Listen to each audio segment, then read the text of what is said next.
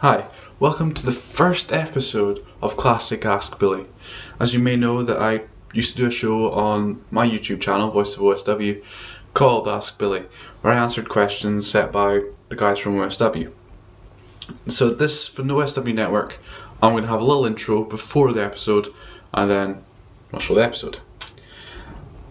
This one is the very first episode I uploaded and put onto YouTube.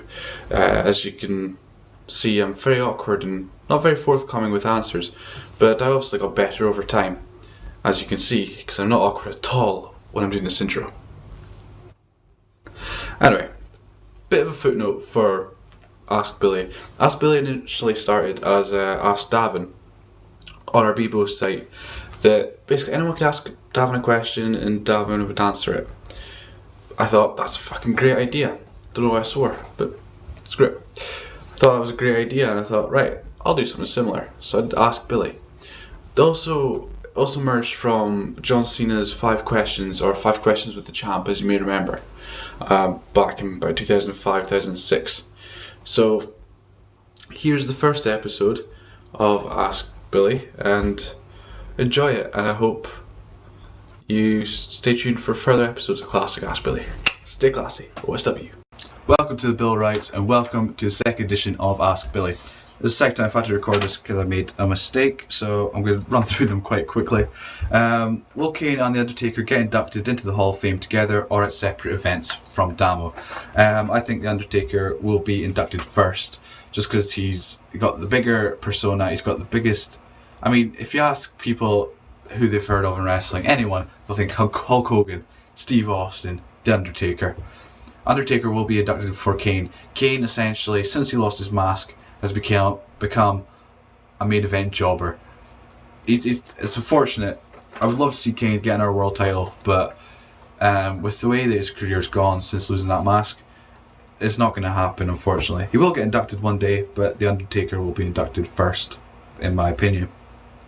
Okay, so that was from Damo. Second question is, which is your favourite WrestleMania match ever, from Carlin? I love TLC. TLC 1, TLC 2, TLC 3, all the TLCs. I love ladder matches, I love things like that. So TLC, Edge and Christian versus Matt and Jeff versus the Dudleys. I loved it. It's one of my favourite matches of all time.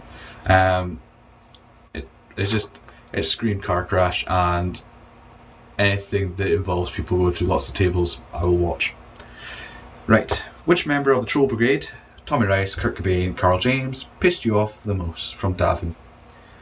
I don't remember Tommy Rice blowing up. I heard of it, and I knew Tommy Rice was pretty weird, but I wasn't actually around when he went a bit nuts, so I wouldn't class that, because I just wasn't there for it.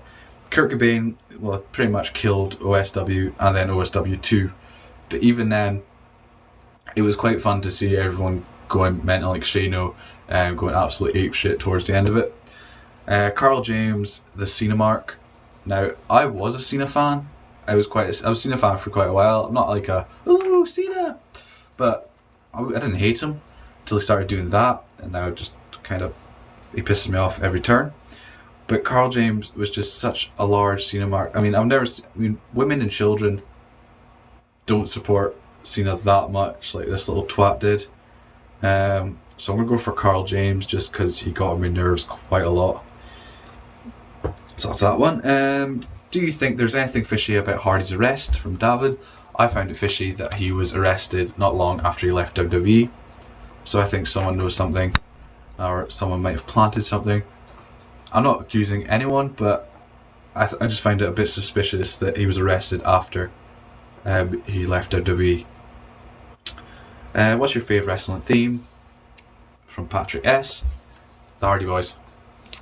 Every time, the Hardy Boys. It just gets your blood flowing, you're pumped, you're ready for their matches, and the way they came out, the crowd went mental. It was just the best thing ever.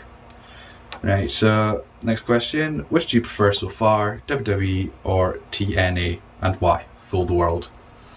TNA. I could watch it every week. I mean, I have to go on YouTube if I want to watch SmackDown or Raw or NXT. And with the exception of NXT, if I miss Raw or SmackDown, I'm really that fussed, to be honest. So TNA, just because I enjoy the show and I can watch it every week without fail. In your opinion, the greatest storyline of all time before 2001 from Luke Hall. A couple I could think of, Triple H, Cactus Jack, the whole Hardys and Edge and Christian, even the Invasion. I quite liked the Invasion because I wasn't that aware of ECW and WCW. I knew they existed, but other than that I wasn't quite sure. I watched WCW Worldwide. There's quite a lot of storylines that I loved before 2001, so I couldn't pick a greatest one. Even Steve Austin, in general, just Steve Austin McMahon, that was amazing as well. Great storyline after 2001 for Luke again. Not as many to choose from, but I'm going to go for Matt Hardy when he became Version 1 and tried to win the Cruiserweight title, which he did eventually. Great matches with Billy Kidman, had a brilliant stormer with Rey Mysterio at WrestleMania 19, and it really showed that Matt Hardy can work in the mic department. I think he was very good in that time. He still is. Who is your favourite tag team of all time, and which team do you think should never have been, i.e. worst team, Mr. Wrestling? Best tag team, favourite tag team, Hardy Boys. No doubt in my mind. They had everything. They were just the best team ever, in my opinion. Everyone in OSW will know that I think that, and I will never change that opinion. Worst team, there's quite a lot. Ding and Dong from TNA, the Dicks from WWE, anything involving Rico, with the exception of Billy and Chuck. Yeah, there's quite a lot of really bad teams in the world, and that's just a couple. So that was from Mr. Wrestling. Do you think AJ Styles and Ric Flair together was a good idea, and why? Matt Rydell. I think it gives AJ Styles more mic time that he desperately needs. All he does really is shout in his Georgia accent, which can get a bit grating, but the more time he has on the mic and in front of people talking, the better it can be. Surely it is getting a bit better every time.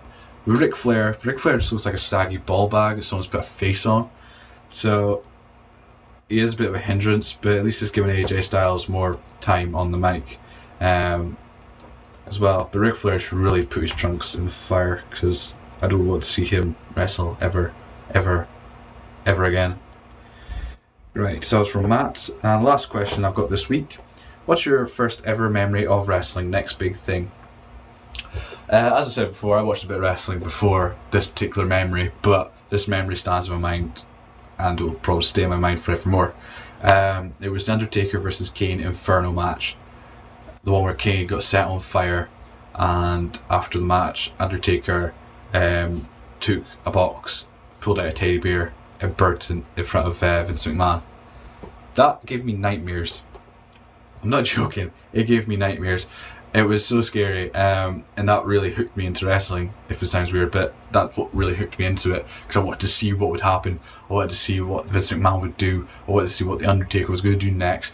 It was just amazing. Before that time, I'd watched Heat, I'd watched some WCW Worldwide, I'd watched some other stuff, but my first real memory that will live with me is that match, and how much it scared me. Okay, so that's all the questions done this week. So next I'll do my Rated R Superstar special, because Jeff asked me a heap of questions and I want to get them all done. This is also going to be on YouTube, I hope, because it's a bit longer than the rest of the videos I've done. But other than that, that's all done, and one last thing to say, stay classy OSW.